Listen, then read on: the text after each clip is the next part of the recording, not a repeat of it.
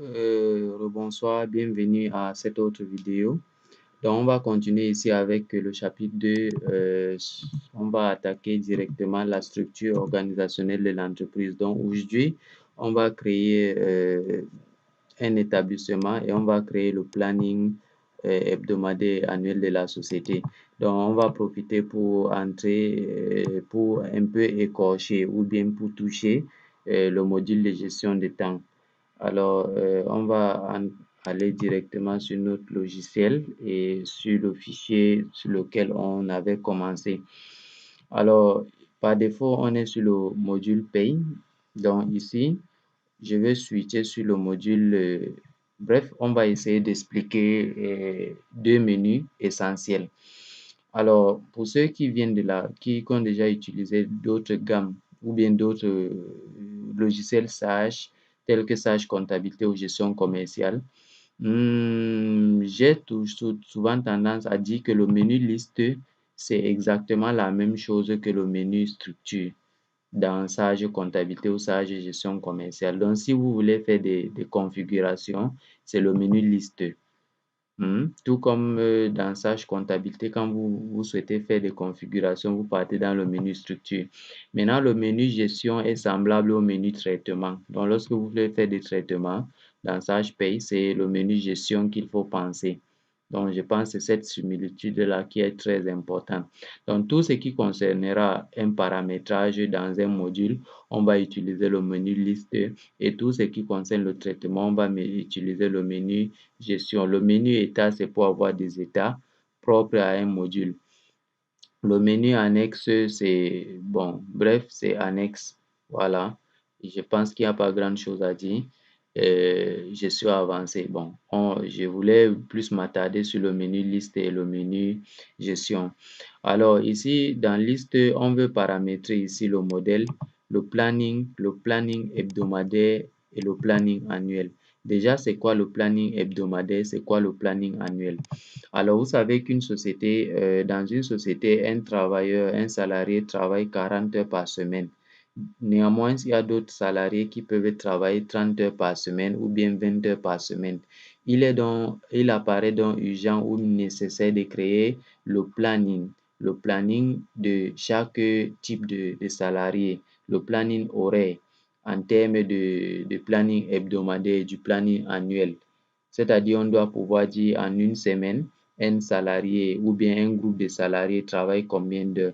Donc, c'est ce qu'on va faire ici. Donc, on va, pour notre cas, créer un seul planning pour respecter la législation camerounaise dans la mesure où le travail au Cameroun, c'est 40 heures par semaine. Donc, on va créer un planning hebdomadaire de 40 heures par semaine. Donc, ici, on va switcher sur le module de gestion de temps, comme vous pouvez le deviner logiquement, car on va toucher au temps. Donc, je clique sur gestion de temps. Je pouvais faire fichier gestion de temps. Donc, si je retourne ici à la société, je peux faire fichier gestion de temps. C'est la même chose que de cliquer sur gestion de temps. Voilà. Là, maintenant, on est sur le module de gestion de temps.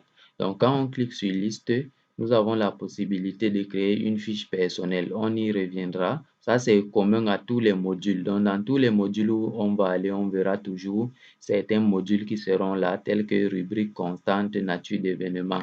Donc, pour notre cas, on va prendre le modèle hebdomadaire autant pour moi. Donc, je clique sur modèle hebdomadaire. Là, on a déjà un modèle par défaut. Je vais essayer de l'ouvrir. Bien sûr, vous n'y voyez rien comme intitulé, mais il y a le numéro qui est 0. Je vais voir si je peux l'effacer. Suppression impossible. Donc, je vais quand même l'ouvrir pour voir de quoi s'agit-il. Donc là, c'est un modèle qui définit, un modèle simplifié, bien sûr, qui n'a pas d'intitulé. Donc, on va essayer de le donner un intitulé. On va dire planning de travail hebdomadaire. Voilà, donc il a un indice 0. Donc ici, on va prendre le modèle simplifié. Vous pouvez switcher sur le modèle avancé. Bon, on va d'abord expliquer le modèle simplifié. Donc ici, vous pourrez par exemple définir le temps de travail pour chaque journée. Donc lundi, ici, le travail commence à 9 h, ça finit à 18 h. ce qui fait que vous avez fait 9 heures au travail. 1 heure de pause, ça suppose que vous avez travaillé 8 heures. Donc l'amplitude, c'est le nombre de temps que vous avez fait au travail.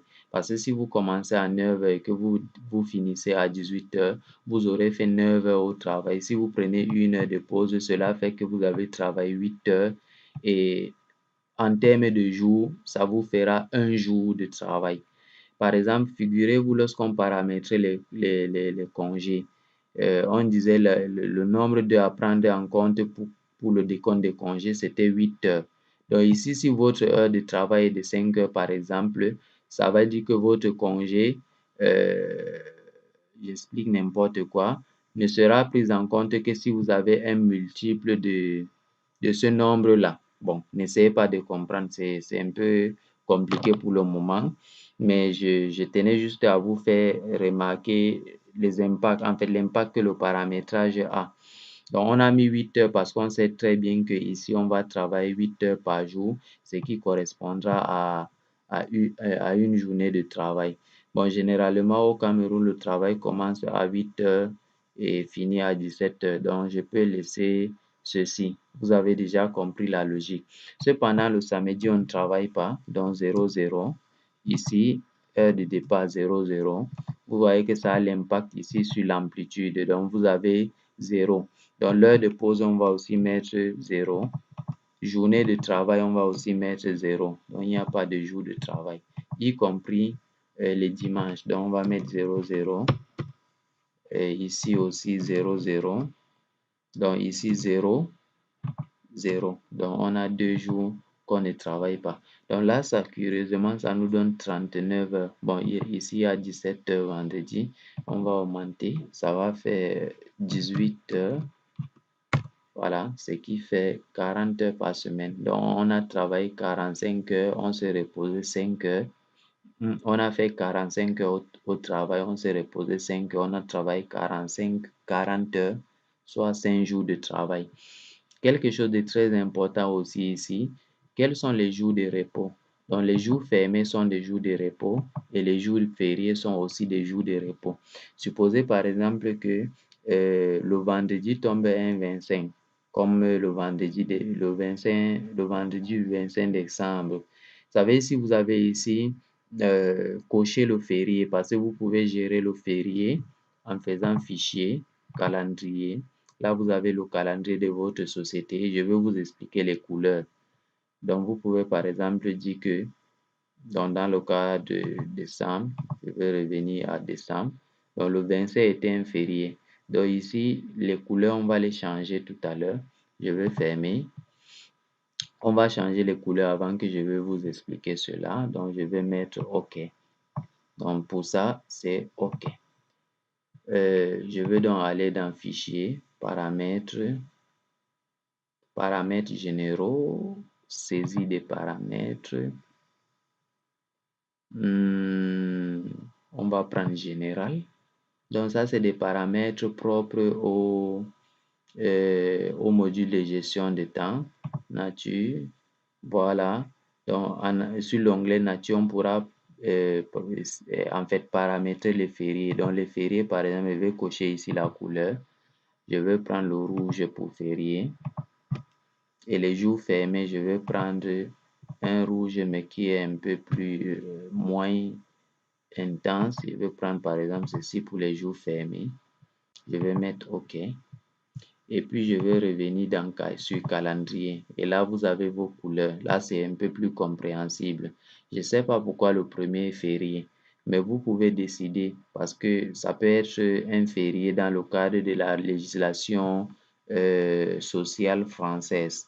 Donc, du coup, ça va marquer ici férié. Supposons que le 12 est un férié. Donc, je peux cliquer sur le 12 et puis cliquer sur férié. Là, le 12 est férié. Donc, ici, si je reviens, je vais fermer. Non, ça, c'est pas un jour fermé. Je me suis trompé. On ferme plutôt ici. Donc, je vais enlever le 12 férié. Je ferme. Et puis, bon, je vais revenir parce qu'il y a quelque chose aussi. Donc, le 12 férié. Donc là, le modèle qui est choisi, c'est 19. Vous voyez, le nombre de jours travaillés dans le mois, c'est 19. Je peux mettre 13 fériés. Là, vous avez travaillé 18 jours. Donc, vous comprenez déjà l'importance de CT ou bien de paramétrer. J'utilise des termes informatiques CT. Bon, l'important de paramétrer les fériés dans votre modèle. Supposons que je revienne sur le modèle, donc liste, modèle hebdomadaire. Je double-clique et que je décide de dire le jour férié, on travaille toujours. Je mets OK. Je viens sur fichier, calendrier. Je vais enlever ça. Bon, curieusement, ça a d'impact, mais je me disais que ça ne devait pas avoir d'impact sur le nombre de jours ouvrés. Férié, férié. Bon, ça va. Je voulais expérimenter parce que je me disais que ça devait être logiquement ça. Alors, je reviens sur mon planning de travail. Mon planning de travail hebdomadaire. Je vais laisser jour férié coché pour que si jamais quelqu'un manque un jour férié, que ça ne décompte pas cela dans sa paye. Donc, je vais vous expliquer cela en profondeur lorsqu'on va essayer d'affecter ce planning modèle à un travail, ce planning de travail à un salarié. Donc, ça, c'est un planning de travail pour toute l'entreprise qu'on pourra affecter à un salarié. Bon, switchons sur le paramétrage avancé. Là, vous pouvez définir le début de la journée, le début du travail, le début du déjeuner, la fin du déjeuner, la fin du travail, la fin de la journée. Donc, c'est ça qu'il y a comme subtilité. Mais je pense que le modèle simplifié nous correspond réellement à notre besoin. Donc, je mets OK. Donc, je pense que c'est bon. Nous avons vu le planning de travail hebdomadaire pour la société. On pourra créer d'autres plannings en faisant plus ici, créer, et dire par exemple ici cadre.